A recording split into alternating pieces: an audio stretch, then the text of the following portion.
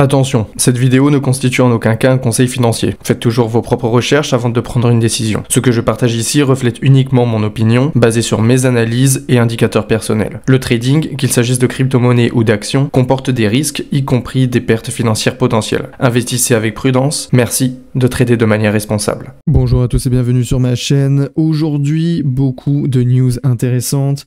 La première, c'est World Liberty Financial, la société de Trump, achète 10 millions de dollars supplémentaires d'ETH, donc d'Ethereum.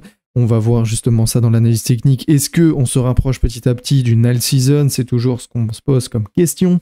On va voir justement où l'Ethereum en est. Il y a beaucoup de choses à dire, beaucoup de choses qui se sont passées aujourd'hui. En tout cas, aujourd'hui, ils ont effectué donc un achat d'Ether d'une valeur de 10 millions de dollars.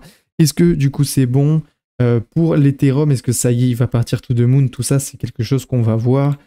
Ensuite, il y a quelque chose d'intéressant, c'est que les baleines Ethereum accumulent massivement malgré l'incertitude du marché. Justement, il y a plus de 100 000 ETH qui avaient été acquis donc par les baleines.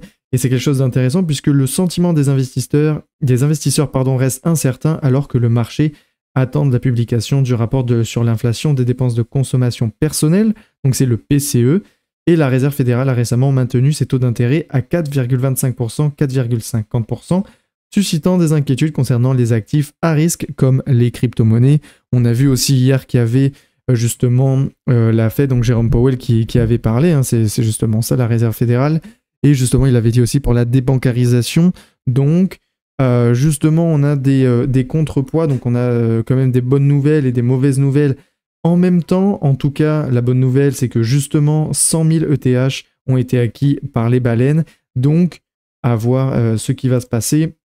On a aussi donc la SEC qui accélère le lancement de l'ETF Bitcoin Ethereum de Bitwise.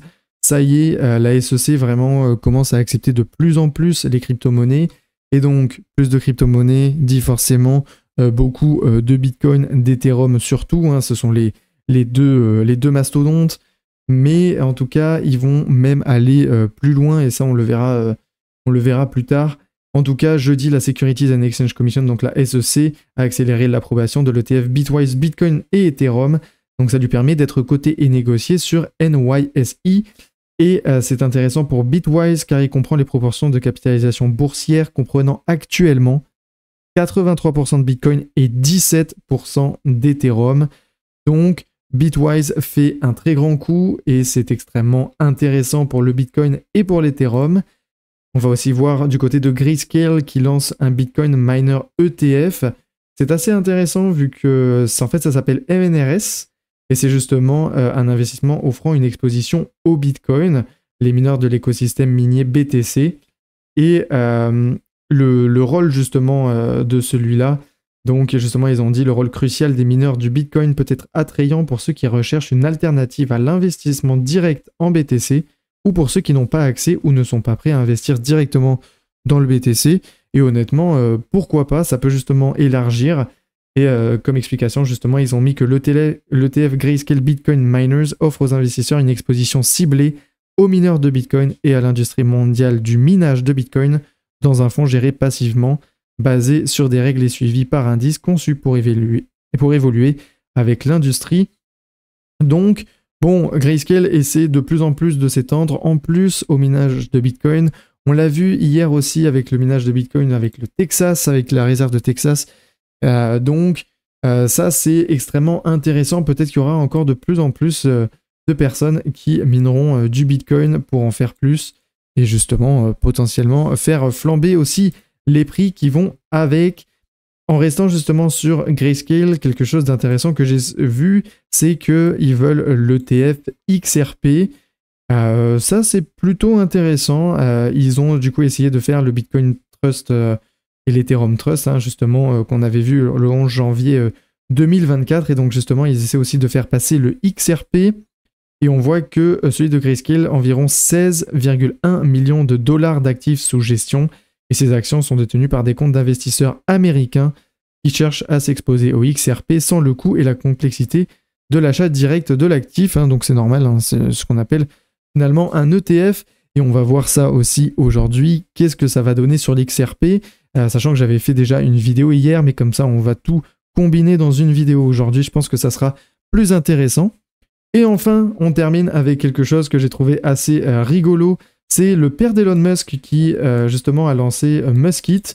On va voir un peu, parce que alors, ça me fait assez rire, en fait. C'est pour financer un nouveau groupe de réflexion à but lucratif, le Musk Institute, justement, pour des avancées au-delà de la technologie des fusées. Ouais, donc ça veut absolument tout et rien dire. Et ça veut tellement tout et rien dire que, justement, le coin est passé de 0,014 à 0,2 $. C'est incroyable, mais il est retombé à 0,02.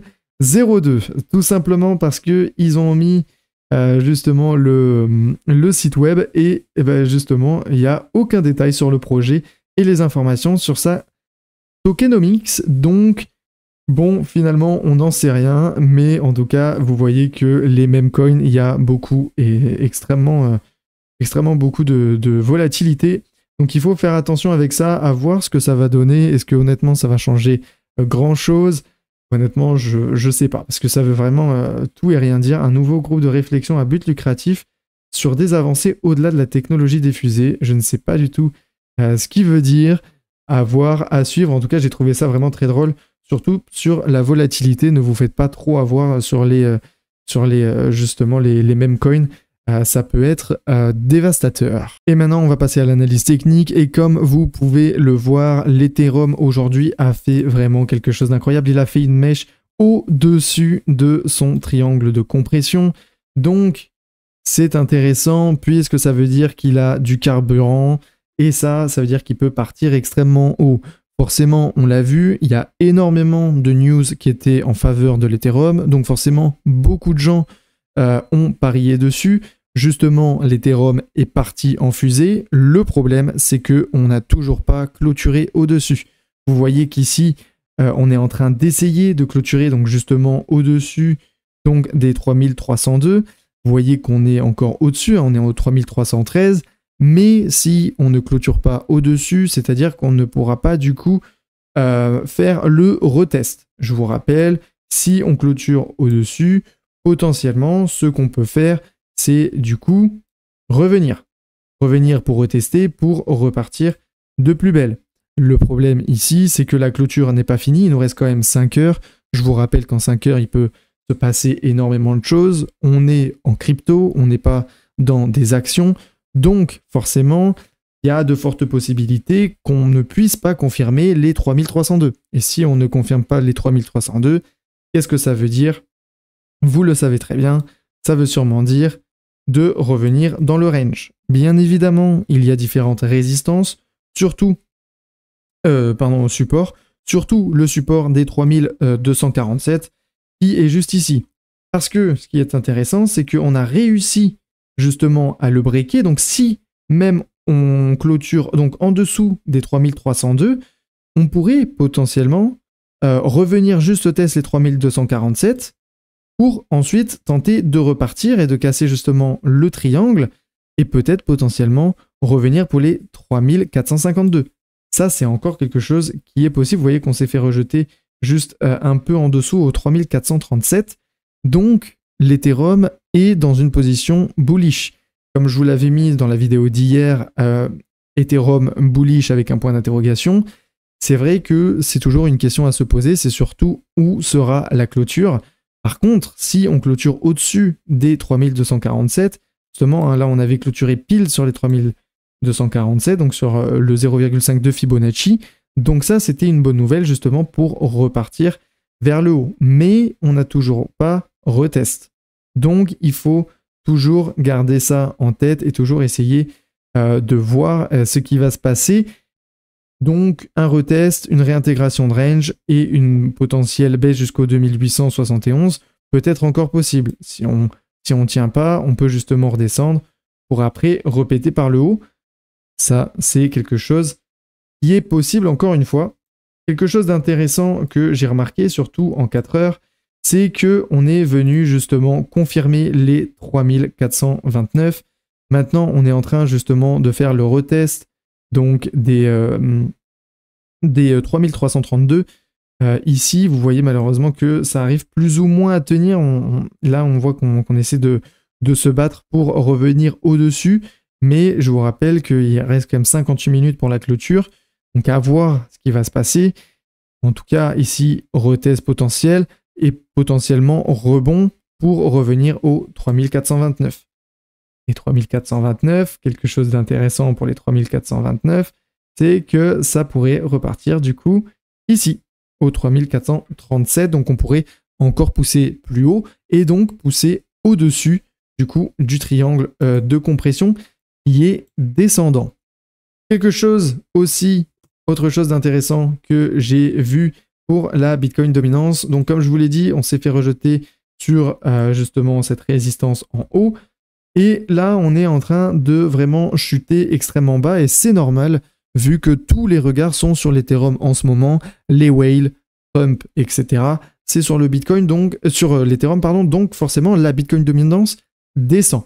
Et comme je vous l'ai dit, il ne faut pas oublier qu'il y a quand même ce support ici, je vous l'avais dit hier, au justement 58%.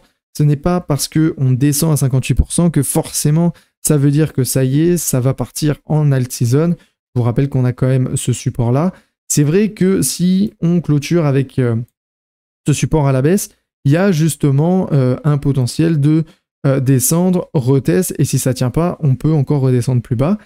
Donc potentiellement, on se rapprocherait d'une alt season. Mais pour l'instant, on est toujours bullish dans le sens où on est toujours dans un canal ascendant, et le canal ascendant veut dire, comme son nom l'indique, justement, qu'on est en train de monter. Et donc, même si on fait justement ce pullback, eh ben, ça veut simplement dire que on revient retester les supports, et si les supports tiennent, eh ben, ça peut très bien remonter. Surtout qu'on le voit, hein, il y a vraiment le Bitcoin et l'Ethereum qui sont vraiment en train de se battre. Il y a beaucoup de news aussi en faveur du Bitcoin et surtout des mineurs de Bitcoin. Donc, à voir ce qui va se passer, et aussi si on regarde forcément ce qui s'est passé auparavant. Je vous rappelle ici, vous voyez, on a testé du coup, donc c'était le support d'avant, donc on l'avait testé en résistance, et ici, nous l'avons toujours pas testé. Donc, à voir ce qui va se passer pour la suite. On va terminer, forcément, je vous l'avais dit, on va terminer sur du XRP. Il est où mon XRP? Il est là, mon XRP. XRP, donc, on est en train justement de redescendre, vu qu'on n'avait pas réussi à confirmer. Donc, vous voyez qu'on est très clairement en train de descendre. Je vous l'avais dit, un MACD, le cross-bear. Là, ils sont en plus en train de gagner de plus en plus de momentum. On avait justement donc le RSI, on avait ce support qui nous permettait justement d'être sûr qu'on était bullish, qu'on a breaké justement par le bas. On le voit très bien ici, hein. On voit très bien qu'on a essayé de le retester, puis malheureusement on s'est cassé la gueule. Donc pour l'instant on reste bearish. Quelque chose qu'il a fait aujourd'hui en 4 heures, c'est vraiment rester sur ce canal-là. Donc c'est entre les 0,786 de Fibonacci et les 1. Vous voyez que justement on est resté donc dans ce canal-là.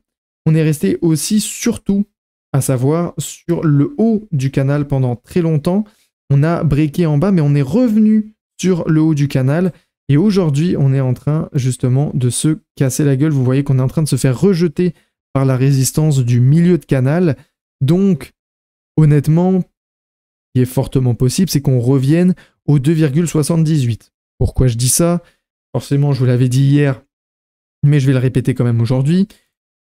Regardez ici, où est justement là le support qu'on doit venir retester. Il est là au 2,7820. Donc, ça correspondrait en plus pile avec donc le support du canal. Donc, ça serait pas forcément mauvais, vu que ça voudrait dire qu'on pourrait retaper le support et du coup revenir justement au milieu, ou pourquoi pas aller taper encore plus haut. Donc, à voir ce que va nous faire le XRP, mais honnêtement, pour l'instant, le XRP pourra pas forcément pousser très très haut. Mais comme je vous l'ai dit, même si ça baisse, parfois ça peut être quand même excellent. Il faut toujours tomber pour se relever encore plus fort.